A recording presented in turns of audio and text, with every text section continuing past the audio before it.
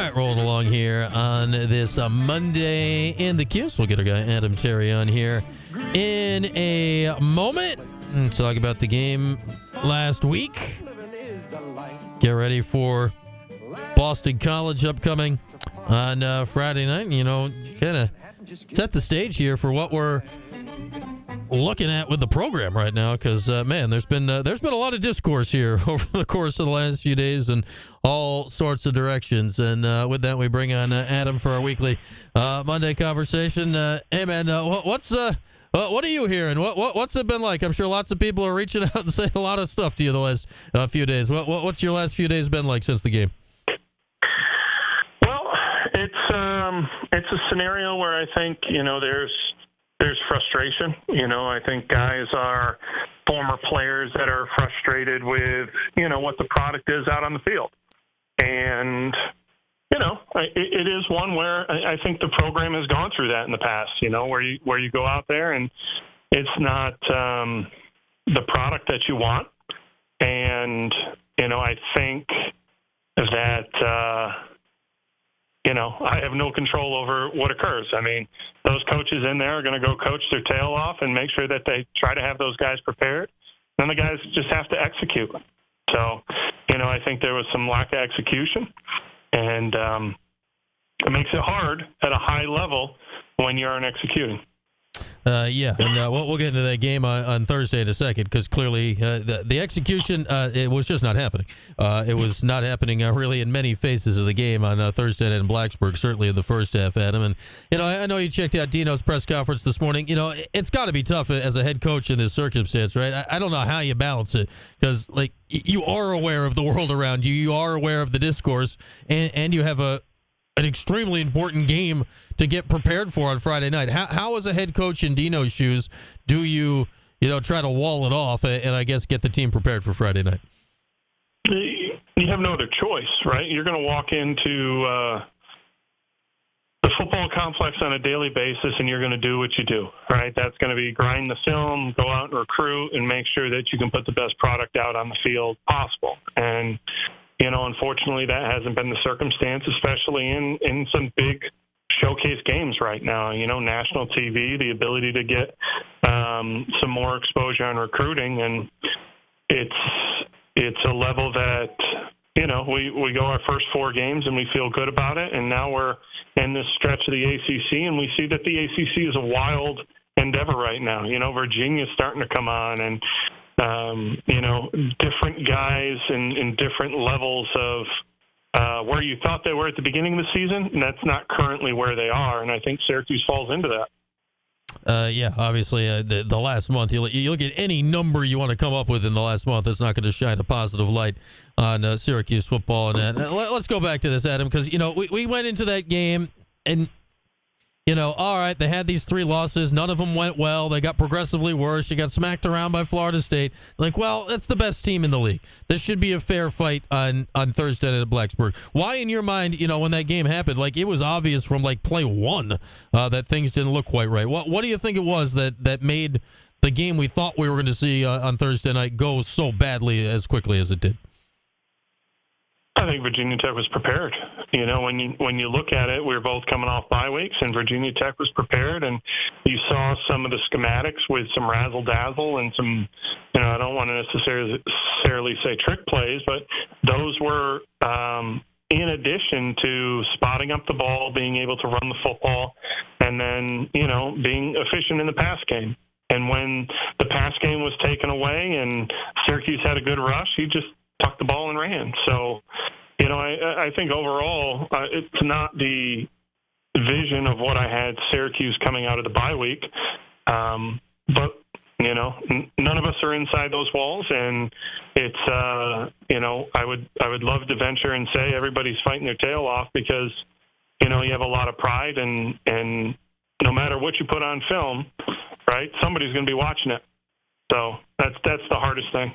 Yeah, and you come into this game on Friday night with Boston College, Adam. It feels like this week, has Dino lost the locker room, this, that, the otherwise? I don't think we know the answer to that question, right? But, I think that's one you learn on Friday, right? If the team comes out and fights, then maybe they got something in it here for the last month, right? I look at it this way, having played in the NFL and, you're getting your butt kicked. Yeah, you might be earning some money, but you're also got a lot of pride, and the name on the back of the jersey is who you're representing when you're getting your tail kicked. And, there has to be a group of guys that rally around the name on the front and get it going. But it's also it comes from the individuals and then building it as a group. And, with team success brings individual recognition. Well, in order to get team success, those individuals have to actually start putting performances out there. Adam Terry with us, as he is every Monday. It brings us to the offense, Adam. Obviously the defense I don't think was great on Thursday, but it's been the offense here for the last month or so that's hard to figure. What can they do here? Because, Garrett Schrader, clearly, injuries or otherwise, whatever it is, he doesn't look quite right right now. They're not blocking. They're not getting pushed on the O-line. Guys aren't getting open. Like, what do you do at this point on the offensive end? I've been there before. You walk into the meeting room each week, and sometimes it's a calling out of, hey, this is what happened out on film. This is who you are right now. How do I get you better? How can I cover you up? Right? Like, there's a couple guys out there that had some bad mistakes, but it's you're not getting a new guy in, right? Mm-hmm. It's not like I'm going and getting a free agent off the couch. I'm not calling Justin Pua and saying, hey, do you want to play this week? And go out and put a performance together. It's, how have I developed over a period of time? And when there is deficiencies in a player or a scheme, you have to be able to cover those guys up. So, i.e., if we're getting beat in pass rush, sometimes you got to keep a tight end or you got to chip them out in the backfield. And Virginia Tech had a couple good pass rushers. So, that kid APR, he was a pretty good pass rusher, and having 4 sacks before the bye week, you've got to put an onus on how do we protect against this guy right here. And it might be 2 guys on one. We're not sliding everything towards him, because you also have a couple other guys that can rush the passer, and when they bring some linebacker run-throughs. So it's a tough go. I mean, it's uphill sledding, but the reality of Syracuse playing Boston College this week is a good one, right? If you can't win this one, this is a must-win. You got to circle this one inside your rooms and say this is the one that we need to do, because you're going to go against a Pitt team that the next week after that, and they're either going to be fired up or nobody might get on the bus for Pat Narduzzi. So we'll see how that goes. His comments, albeit very slightly out of context, that had people all talking on Saturday after Pitt just got worked by Notre Dame. And I guess that, Adam, you look at this closing stretch here. Like, I get it, BC's won 4 in a row, and they're a lot better, I think, than people thought they were. But, they escaped with a touchdown win this week over UConn. Pitt's been, save for the one game against Louisville, has not looked good all season. Georgia Tech, world beaters some weeks and absent other weeks, and Wake has not looked really good. Like, I get Syracuse isn't playing well, but, like, this stretch sets up, right? Like, if you got anything left in the tank here, if you're the Orange, like, this month is still setting up as winnable games. Yeah, hands down. I mean, you've got to block out everything that's transpired and really shut those doors and lock the doors, and the guys that are in there are the guys that are going to be out on the field. So it's a tough go, because looking at this stretch, the expectation was, hey, you can compete and beat Virginia Tech. You should be able to beat up on Boston College. Pitt, because of the pomp and circumstance of going to Yankee Stadium, that might be a tough one. Georgia Tech, a couple weeks ago, I would have said, hey, you should roll them, but now they're playing good football.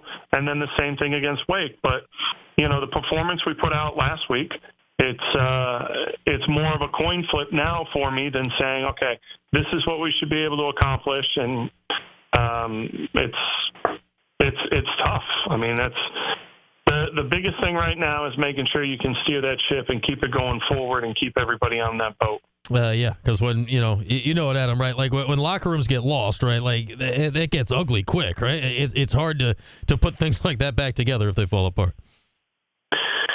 Well, Well, they do sometimes, and the same people inside those walls that had it fall apart are the ones that have to pick it back up. So that's the interesting one. You know, we went through a change with Brian Billick when I was down in Baltimore, and the same guys that had kind of, you know, actually they didn't have enough. They were all fighting towards the end, and basically the front office was like, hey, you know, we're going to make a change. We're going to go in this direction. Those same guys are the ones that rallied everybody in order to get it going off on the right foot for John Harbaugh. So it's not like you can just wave a magic wand and the mentality of these kids go into, hey, we're going to be superstars. That is one that you hope you've recruited very good character kids.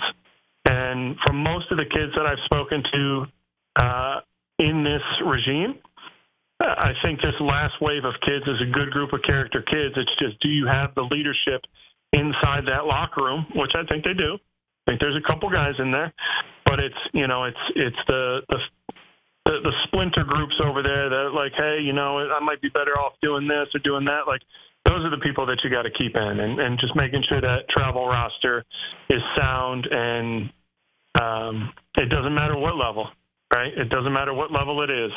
You've just got to keep the team going forward and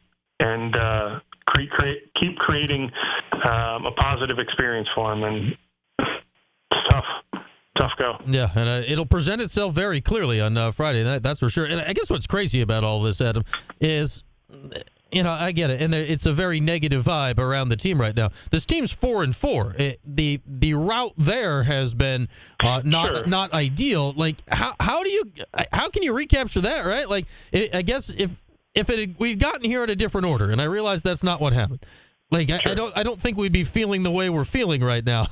Like, you wonder how much that affects them too, right? Like, hey, you guys are 4-4. You just need to win a few. Where it feels like it's almost like it's 2-6 around here right now.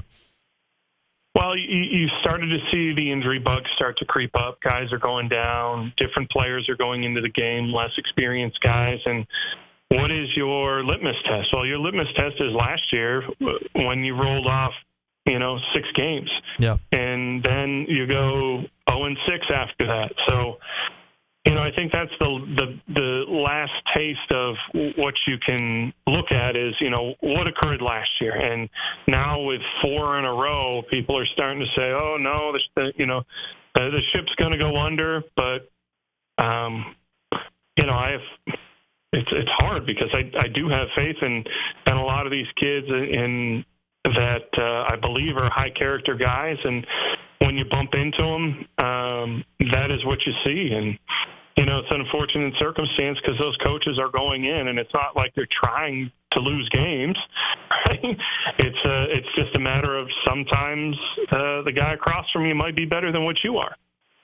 Yeah, and we've certainly seen that here over the course of the last month as Adam Terry is with us, as he is every Monday. And let's get into BC here a little bit, Adam, because, man, you know, preseason, you know, you do the exercise in August, look at the schedule, what's a win, what's a loss. Like, BC was, you know, you didn't even think about it, just, all right, that's a W, move on. And then, you know, now they're playing better. 4 wins in a row, and this Thomas Castellanos at quarterback, man, he's electric. Well, what have you seen when this guy came in? It feels like that kind of has changed BC's entire fortunes of this season. Well, let's put it in perspective. You know, Jeff Hafley was hearing these same grumblings a couple weeks ago up at Boston College, and he was able to right the ship and get everybody on board, and it took a change, right? It took a change at a position in order to elevate that team and get some other guys that may have been packing it in to believe a little bit more. And I think for Syracuse, that is the common theme is you've been on the road, right? These losses, you've been on the road. So now it's a situation that you're back in the dome. You know what the confines are. You're going to go out there. There's going to be less people in the stands. Mm-hmm. There's going to be more naysayers. They're probably going to boo you at some point if you don't put up yards on offense. But you've got to go and as a group of young men put it all together and go out there and try to win one. Because what they're experiencing now is what Boston College, you know, we're talking about after that tight, barely win against Holy Cross, which could have been a win for Holy Cross. So I understand what everybody's going through. I've been on kind of both ends. You understand when your coaches are in a hot seat. I've been in a situation where I know when I wake up at the end of the season, I'm not going to be in the same spot. And it's a very difficult thing, and it's a tough thing for some of these young guys to understand. But it's, the leadership, starting up top and working its way down and trying to make sure that everybody's on board, which Dino says they are, right? And we'll see this weekend of what does it look like when you go 3 and out a couple times in a row. What does it look like when somebody drops, coverage in a double move? What does that start to look like? And then this is the week that if you can right your wrongs and get a win, people start to back off of the narrative that's being spoken now. Yeah, and lastly, Adam, I'll ask you this. Obviously, winning this week, it's not going to alleviate all concerns when you're looking at big picture from the program. But, inside those walls, how much, pressure does that release if you go out and get a win this week? Well, it starts to bring back we can do this, right? I mean, this whole thing is confidence, If you go out and you're an offensive lineman, you give up a sack, and you don't have any confidence in yourself, that one is going to snowball into 2 or 3 during a game. But if you give up one and then you stone people for, 2-3 weeks, that's who you are. That's the character of who you are and what you're able to accomplish. So these guys are in a tough predicament, and it'll be very interesting to see who these leaders are, because you'll see it. You'll see the guys on the field, and that's going to be very easy to spot. The guys that are trying to pull guys along, the guys that are trying to lead guys. It's going to be very obvious to see when those guys step out on the field and what they're trying to accomplish. Because this is the point where you're either all in and you're moving forward, or this is where you start to lose a couple guys here and there. And sometimes that's okay. Yeah, you're right, Adam. I don't know what's going to happen on Friday night, but it'll be obvious what we're watching. It feels like one way I'll put or it another. this way. What I'd love to see on Friday night is the ability for this offense and defensive line to take a game over. I coached freshman football this year, and we weren't very good. They probably wanted to fire me at some point, but it is one where if you can start to impose your will as an offensive and defensive line, one, you can hold on to the ball a little bit longer in the passing game. Mm-hmm. The defensive backs can be a little bit more aggressive, because that ball is going to either be thrown out of rhythm or pushed out of there unanticipated. So, look, I think the guys up front, with some of that veteran leadership, that Chris Bleich on offensive line, and then on that defensive line, you got to look at Darton and Okechukwu and see what those guys can put together, because I don't think those are guys that are going to roll over and just accept what everybody else is creating their faith as. My apologies, Adam. I was on the message boards. I was trying to get Dan Mullen to take over for you, so I don't know if that kind of trickled out to Rochester, but we'll see. We'll see. But we'll see what happens Friday, man. I don't know what's going to go on Friday, but we will see, and one way or another, we'll talk about it next Monday. Thanks as always.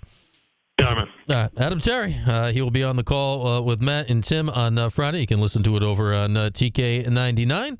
I'll have we'll run through our whole where we're going to be on Friday later in the week. It's a very long list of where we're going to be, but I'll be with you pregame and postgame with our guy Dungy after, as always, on Friday night. With that, we'll take a break. Phone lines open the rest of the way on this hour, brought to you by William Mattar. Hurt in a car, call William Mattar at 444-4444. Your thoughts on football, where we're at, where we're going, your thoughts on hoops, your thoughts on whatever you'd like, including, my Giants. Oh, my goodness. Oh, my. I don't even know what to say about it, but we can talk about it if you'd like. We're back after this, QSportsTalk.com and ESPN Radio.